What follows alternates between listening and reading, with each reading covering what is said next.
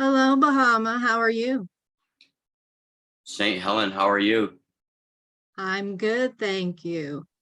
So, real quick, you've got to tell me about this guitar. When did you start playing? Oh, geez, start playing. Start playing. Well, it goes way, way, way, way back to like when my mother built my first guitar in the early 60s. I was 4 years old, probably about 1966. She built me a guitar out of a cigar box and elastics and tacks and, a yardstick. I learned it. I used to put it on my ear, the elastics, man, to get those like vibes. Yeah, and listening to once she built that, I would listen to her playing country music and on her record player. And so I would thought I was in the band, in the background playing on my guitar, until eventually I worked my way up to where I had a basic acoustic guitar. So, real quick, if you don't mind me asking, how do you start in music and everything? How did that all begin? Well, I started basically, I would take a bunch of tape recorders from like Radio Shack and put them together. And it was basically myself at first. I'd just bang on the washer, record that, put the tape recorder inside the washing machine and record myself banging on the top of the washing machine. And then from there, I would just take that, play that, put record on the second tape recorder, and that would record that drum, and I'd play guitar to that so that the second recorder would have both, and just continue it on until I finally had 4 or 5 tracks of guitar. Long before there was really like multi-tracks. That's I had an acoustic guitar, and that's what I did with So, during your time, you play with a lot of bands and everything. There you go. There you go. I did. But you play with a lot of bands. Tell me some stories. When I was about 14, I started out in a band called Arc Star, with a band. It was our first attempt at it. Me and a friend, Steve Woodard, Danny Holbrook. We were attempting to, be rock stars and listening to our Blue Oyster Cults and Black Sabbaths and Aerosmiths, and doing our thing, and it merged into I became the singer of a band called Wicked Chill eventually, with Vinny Smetic and Mark Linick, Freed Knee Jame, we were just rocking out and doing songs by Blue Oyster Cult. We did some songs by Ozzy Osbourne's Blizzard of Oz. We kind of like that, and some Dio. We actually did Lost in Line. We did some Doc and Alone Again. Great stuff from that era. And then eventually, back then, my voice wasn't like a really super high voice. I kind of sing like Paul Rogers or Ian Anderson or Jethro Tull or something. So we got another singer, Pete Warner, and that became Critical Condition. Wicked Chill became Critical Condition, and I became the manager rather than the singer. And we would open up for bands in the local clubs. We played all over Waterbury and all over Connecticut, basically. And basically from there, I would go out and videotape bands. After I was a manager of all that, I would go out and videotape bands and record them live on multi-track, and so I could have a bunch of archives. Maybe that they would have some archives in the future, and the future's now, by the way. But I did all that. Basically the bands were like Chris Tofield, the Blues Benders, Dino Pelletier, Blood Brother. Dino's band was East Coast Blues, he'd have BJ Zampa was in there, Howard Jeffrey, John Peck, Bobby T. Bobby T used to be in a band, Johnny Winter. But I would go out and I would film these guys, and I would videotape them, and we do still have archives. And then I became the manager of a heavy metal band called original heavy metal band called Head Wrench, and it was really great. We opened up for LA Guns, Motorhead, Loudness, Wasp, Hartford, and played in Toad's Place and CBGB's down in New York City, and the Continental down in New York City. We would rent limos and buses and go down there and dig on all that. But that's Head Wrench. Check all these bands out too; they're online. And I basically would likewise, I got recording gear and record my own songs. started recording my own stuff, after a while. So what was it like back then? I mean, compared to now, do you notice the difference between bands now and what it was like back then? Back then, well, yeah, there was long before COVID, there was like a freedom, like that's what you did. It was a natural thing to do. You'd go out and do that. You get out of work, you go down to the bar, see your friends, listen to some jams, play pool. It was like a trend. It was like what went on, and then, the world changed, but it became more technical. But today it's different, than it is then, because today it's just electronic. We didn't have Facebook.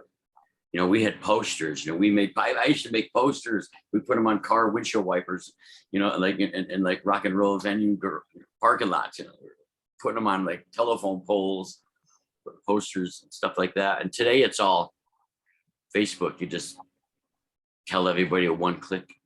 That's the difference.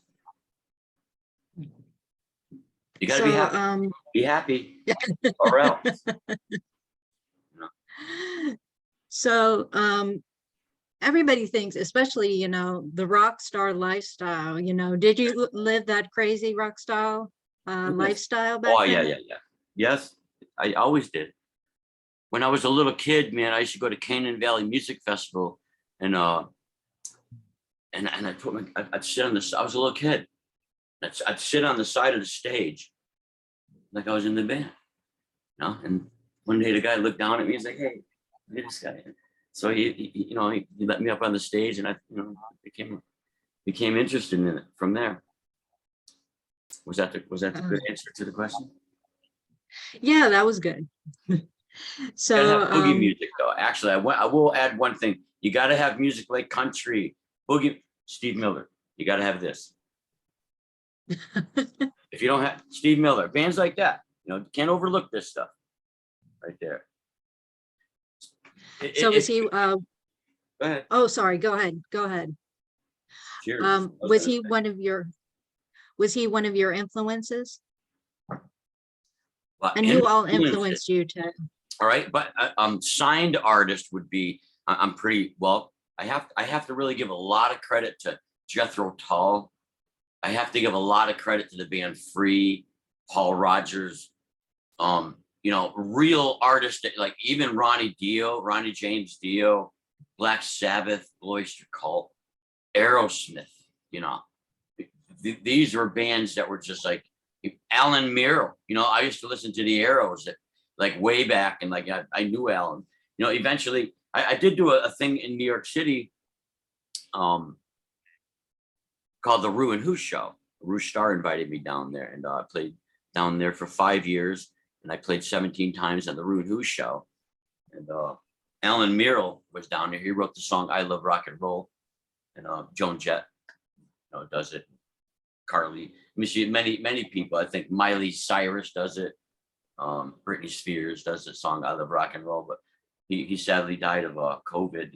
COVID when early when COVID came out, like he got it, and like it's such a loss, man. So one shout out to Alan Merrill. Did COVID really affect what you were doing and everything? Did you find yourself having to change, get more technical, or? Well, it did. COVID, when COVID came along, I was going to do on point lighting. I bought 32 channel board, and I bought a Mackie board, a 16 channel Mackie board, and I was going to do sound and lighting. On top of possibly when I did sound and lighting, I could play my acoustic songs. And, I was still coming out of doing like the shows in Brooklyn and Manhattan on the Rue and Who Show. So I was going to continue on and do that. And then when COVID came, it's like, wow, it really, like, I'm not going to be doing any of that, I realized. So I just got into like going back into like multi-tracking, get all my lyrics together, channel all my lyrics, that God owns, I get it from the Akashic Records, you gotta channel that stuff. You gotta have your strength. You have your crystals here, see? Oh, that's beautiful.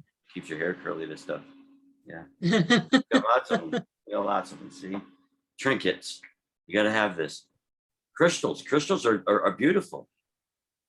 This is good for you. This gives you strength. Crystal remembers everything, folks. Remember Silicon Valley? I got a lot of it right here. That probably wasn't the answer to the question. But be happy. Oh, so tell us, because Ozzy Osbourne is like, when I think of heavy metal and everything else and real rock and roll, I think of Ozzy Osbourne. Um, did you mention, did you get to play with one of his guitarists and everything? No, I did an interview, CM01. I used to do interviews, and I did an interview with Bernie Torme. He was in Ozzy's band after Randy died. I guess Bernie was in for a while. I did an interview with Bernie. Sharon Osbourne sent me an autographed picture. When Ozzy got cancer, or when Sharon got cancer, I sent, her get well thing and thanked her for helping Ozzy survive too. And she sent me back an autographed picture. I did do an interview with Kelly Rhodes, Randy's brother. These are all on YouTube. I did an interview with Ronnie North, which was the guitar player for, I believe he jammed with Kelly Rhodes, Randy's brother. So, I also did one with Ron Sabal, Quiet Riot photographer. These are online. Those are the connections pretty much to Ozzy Osbourne, other than the fact that Randy's dad was kind of from my area too. I'm in Torrington, Connecticut, and I guess his dad was like New Hartford, between New Hartford, Connecticut and Torrington, Connecticut. So you've done quite a lot then.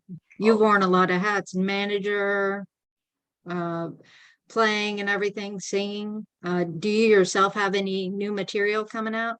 I actually have about 75 songs that are unreleased that I'm honing on every time when I post online that I'm working on songs. I am, and I put them on YouTube and I post them to Facebook for everybody. And when I'm not doing that, I like to read books like this. Don't forget this. This is Toad's Place, folks. Get this book. It's great. But I write songs, that I basically, God gave me a gift and I channel that music and he owns it and he gives it to me so that you guys can have it. So that's what I do. I write songs and I give them to you guys, and that's what I'm doing. I'm going to So do you have any tours or anything coming up that you're thinking about doing, or? No, I'd like to get On Point Lighting back together, and sound. I also have lighting. I got a bunch of Par 64 cans and all kinds of stuff. I'd like to get that going. I am not basically going on tour because a lot of my songs are multi-track songs, so I can't, unless I had a band, learn my multi-track songs. But as soon as I'm able to get On Point Lighting together, I'll probably be playing songs, opening shows, or whatever. So tell us some more stories about your managing days, about your playing days. Managing days. You've got to have the time. Well, we used to get on to Toad's Place. I was managing Head Wrench, and I'll tell you a quick 420 joke. We were down at Toad's Place and we were down in the backstage downstairs in Toad's. And the band was Head Wrench, so we were actually getting ready to light one up. Right? We're gonna light one up. So, of course, there's a fan. If we hit the fan on, we're gonna be all right, guys. We're lucky. Hit the fan on. The exhaust fan was on. We're all huddled over to it, and everybody's getting their 2-3 hits going. Head Wrench, don't forget. And all of a sudden, knock, knock, knock, knock, knock. Well, the guy came down and said, "Hey, that's an exhaust fan. It goes right into the kitchen." We're like, "Oh no!" So all the smokers going upstairs. He gave us a break. That's one thing. We used to play in Hard Hat Cafe. We used to play at a place in Orange, Connecticut. Head Wrench was a great band. We'd play down at CBGB's. We got in. We took a big giant bus down, to New York City, and we got about 45 people in the bus. And I actually have this on video, 8mm. And we would go down to New York City to CBGB's and hang out and record and videotape and just have a blast. We played at the Continental, the band Head Wrench in New York City. And it's great, you know, renting limos, laughing, just having a really good time. You know, pretty soon we'll get the videos out of that stuff. So that's the story of Head Wrench, you know. And East Coast Blues with Dino Pelletier and Bobby T. And, you know, it was like great days. Eric Klass did, you know, BJ Zampa, you know, everybody. Howard, you know, Howard Jeffrey was playing. Like we were playing all over the place. We went down to Newport, Rhode Island, and of course all the clubs in between everywhere. But Dino's been playing forever. I remember Dino Pelletier when he first started out back in like 1970. He'd come downstairs and start playing like Deep Purple and like Alvin Lee and stuff that we never did, like old blues players and like Smoke on the Water he learned. And like, wow, Dino's like, I'm gonna play in clubs, and he still does. He's down in North Carolina. There's a couple stories for you. You're gonna get me with that every time. So what do you think of some of the bands today? Do you like any of the music today, or, you know, compared to back then, you know, Well, how do you feel? I'm more of a kind of a classic rock kind of guy. I do like I'll still tip my hat right now to bands like Autograph and you know, and bands like Dokken, bands like you know, Jethro Tull's still playing. But the bands that are still doing it, like Aerosmith, I mean, you know, I like that classic rock thing where people are still continuing to keep that music going. Jimmy Bell, you know, he's been jamming forever. Like, you know, people like that I tip my hat to those people. You know, and doing recordings. I have a lot of like recordings that I can turn into like CDs and stuff like that. You know, from a lot of these live videos I filmed and these live recordings on I had a Tascam 8-track, I believe, and sometimes a 4-track, and we record with nice condenser microphones live. Yeah, I'll show you a guitar. You want to see one? yes. Let me see. Here's one I have. This is my Oh, that's beautiful. yeah, this is a Gibson, I believe 2007 Gibson SG Special. It's my baby. This one. Yeah. And then we have, There is nothing sexier. oh, you'll see. You'll see where the influence comes from.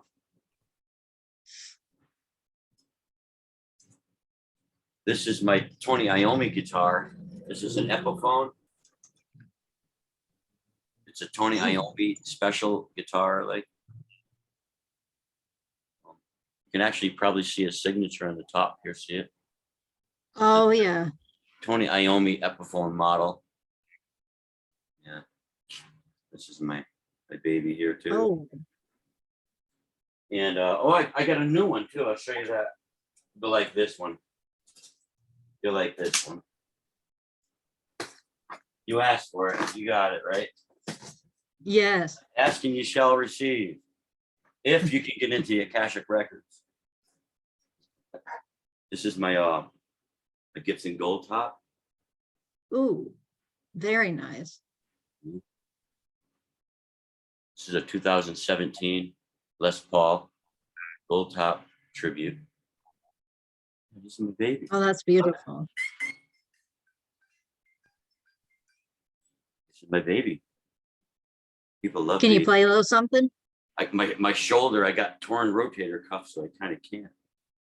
Oh, Because my but those rotator are cuff, beautiful. I tore it. I was on my moped and I was riding and I hit a pothole and it tore my rotator cuff and I can't lift my arm. So, you know, I have to deal with that. So I've been doing a lot of multi-tracking and stuff like that. Will you ever be able to play again? Oh yes, of course. Huh. I'll play with my feet if I have to. I'll grow picks out of my toenails. I don't care. All right, well, here's a little prize. It's a miniature version Oh, of my Gold Top. See? so do you play that every once in a while? with this. Yeah, when I put the crystals on my forehead and lay back, I played the small guitar. Yes, that's what I. Oh, so yeah, those are absolutely beautiful guitars. Do you collect a lot of guitars then? I have 11 of them. I got Explorers, and I got a 52 Gibson LG2 acoustic. It's worth a lot of money. I got a Takamine 12 string. I got a Takamine 6 string. I got tons of guitars, tons of them. Goes way back to harmonies from like years ago. Tons of them. Lots of them. I can't show them all. So where does your inspiration come from when you're writing the music, you know, when you're really in that groove and everything and you My inspiration. I have to like fall back into Pink Floyd for a minute, because Pink Floyd told the truth, like Ozzy Osbourne did in Black Sabbath. Pink Floyd told the truth of what was going on, and that influenced me a lot. And being kind of straightforward, like, like Paul Rogers of Free, Bad Company, and like Ian Anderson of Jethro Tull, that Celtic, at least in Jethro Tull's case, that influenced me greatly. I'm Celtic myself. I'm Scottish, McKinnon, See, my name is Bob McKinnon. So you say Bob McKinnon 3 times fast, it turns into Bahama Kin. See, folks, you learned it here, folks. so is that where you came up with the name Bahama Kin? Bahama Kin. Say Bob McKinnon 3 times fast. There you go. That's very clever. I have to admit, that's very And don't clever. forget to put the pyramids on your forehead, folks. Yeah, you gotta love life. And Indians, like the music from the Indians and the music of the Africans back in like Africa, back early music. That's important. That's important. Hip hop music from down in New York and Harlem, in Bronx, around through there, like through the years. That's important. Listen to this stuff, hip hop. Listen to this stuff, because if you don't listen to that, you're not listening to music. I don't listen to just one music. I'll listen to jazz.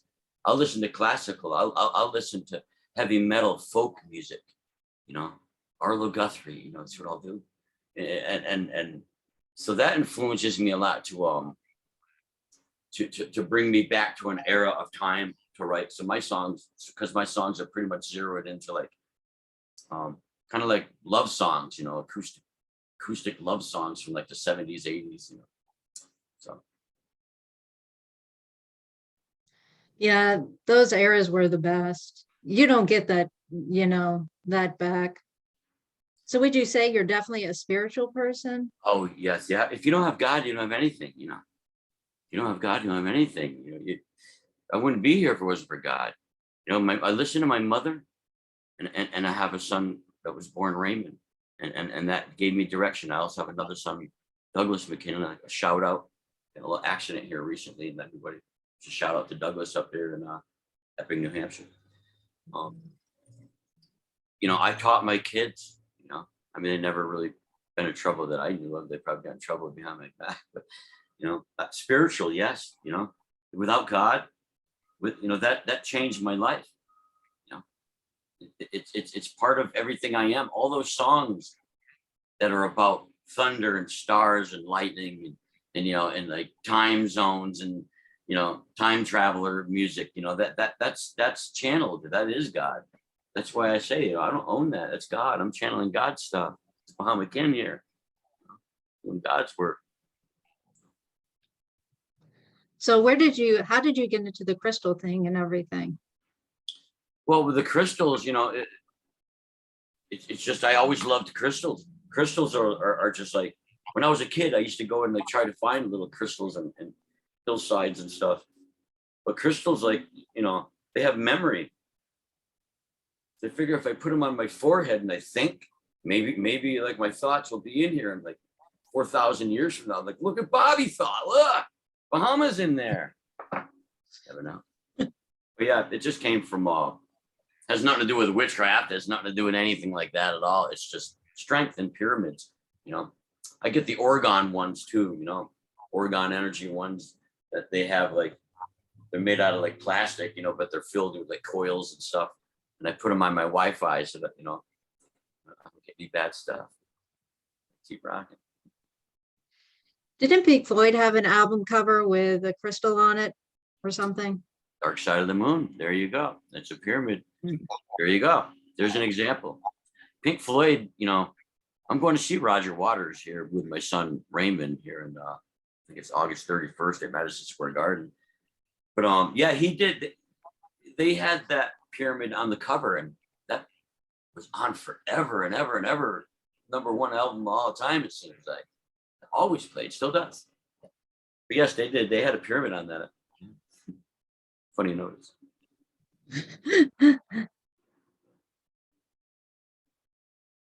Very important, very important. Oh yeah. So Absolutely. tell us, if people want to learn more about Bahama Kin, where can they find them? Well, they would have to go to Google and type in Bahama Kin and you'll get it all there. Or they would have to go to Facebook, type in Bahama Kin and you'll get it all there. And that's primarily Facebook and YouTube. That'll do it. That's where you can find me. Can they find a bunch of your music on YouTube and things like that if they're interested in your music? Yes. I pretty much annually post my YouTube videos on Facebook, vice versa.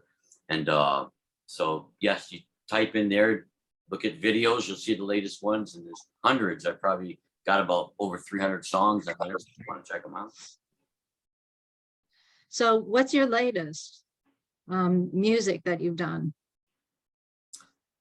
Well, I did like a country song called When I Get Home.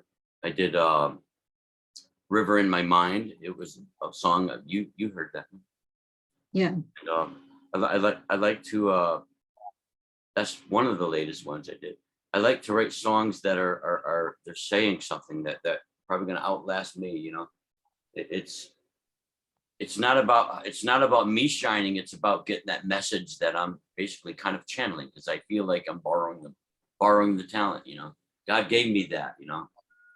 I really believe that. I think he gave it to everybody, like Jimi Hendrix and, you know, Eddie Van Halen and Randy Rhoads. He gave that to people. You know, he's like, shine, you know. So what was the question? But yeah, that's the amazing thing about music, is that you leave a part of yourself behind, even when you're gone. It's eternal. If you can see it that way, like the lyrics of my songs. It really is. It's like, here we are. What is music? Music is vibration. Music is, there's color and vibration. That's long before we ever were and will be, long before we exist here. We have 10 minutes here and this will end. And so we're going to finish up with the last questions here. Yes, we are. So tell us, to get kind of deep, what is Bahama Kin about, you know, when it comes to the music and everything? It's about, I'm about you. I'm reflecting back what you're going through. I'm about, you know, between heaven and a dream, balanced on the edge, you know, going around and around for 1,000 years. I'm about that far from never being here ever again, and about that far from starting all over again. I'm about to pull that phone plug. That's what I'm about. So what do you like to do to relax? I go hiking. I ride my moped around. I like to go to New York City. I'd like to, you know, I like to research UFOs and time travel and, you know, coast to coast AM with George Norrie and all that good stuff. You know, I'm doing that. I just like to delve into everything and then put it all out on the plate and basically use that and my feelings and thoughts and put songs together about it. There you go. That's what I like doing. So do you think time travel is possible? Oh, it's absolutely possible. Absolutely. They just haven't been able to perfect it here, you know. It's like there's certain things we can't do. if you told an ant, there's the Empire State Building, you could throw an airplane off, a paper airplane off the Empire State Building to an ant, they would think you're crazy. Just as crazy as if we, the things that we think are impossible, we can't do. Of course it could be done. It's just a matter of God said you can't have that yet, and he's the boss. This is true. This is very true. Well, thank you so much, Bahama Kin, for your time and everything else. I really appreciate it. Thank you for your time. And I want everybody to check out the webpage, St. Helens Speaker Box, and also her YouTube pages and Facebook. And Bahama Kin, you know where to find me, YouTube and Facebook. Thank you so much. Take care, Bahama. God loves you, man.